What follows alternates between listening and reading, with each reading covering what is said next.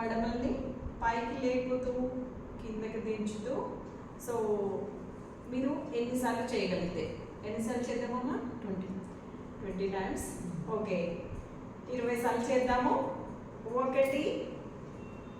2 3 4 5 6 7 8 9 10 11 12 13 14 15 16 17 18 19 20. So ఇది చేయడం వల్ల ఎవరికైనా ఇక్కడ ఈ మీ పిక్క కండరాల్లో నొప్పులు ఉంటే తగ్గుతాయి, మీకు మంచి రిలీఫ్ వస్తుంది.